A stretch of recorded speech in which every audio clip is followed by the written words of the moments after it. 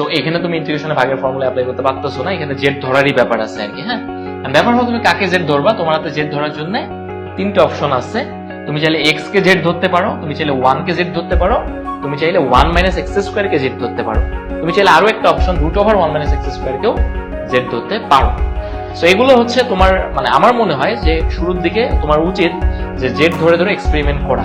হ্যাঁ, 1-2-3 ঘন্টা 6 ঘন্টা এক্সট্রা যাইতেছে যাক, বাট নিজে নিজে একটু ভুল করো, ভুল করে জিনিসগুলোর ব্যাপারে সেন্স তোমার ভিতরে তৈরি করো। হ্যাঁ, মানে একবারে টিচার যা বললো তুমি করলা, আসলে এরকম জিনিসটা এত সুন্দর হয় না, তাই না? তাহলে তুমি তো একটা অথর্ব and দুর্বল মানুষ হয়ে গেল, তাই না?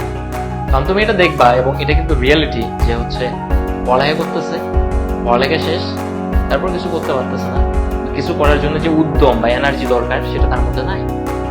এবং মানুষজন বলবে পড়ালেখা করতে পারতেছে না, কাহিনী কি? কাহিনী কিন্তু ওই পড়ালেখার ভিতরেই ঘটে গেছে, তাই না?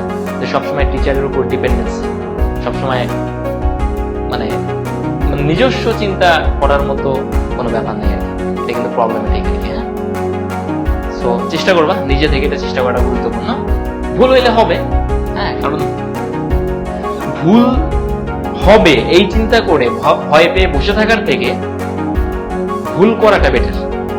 হ্যাঁ, যে একটা জিনিস ভুল হবে না, কি হবে না হবে এসব চিন্তা করার থেকে যে ভয় পেয়ে একদম বসেই আসো, কিছু করবা না, এই টাইপের একটা অবস্থা, ওর থেকে বেটার যে তোমার ভুলটা হোক।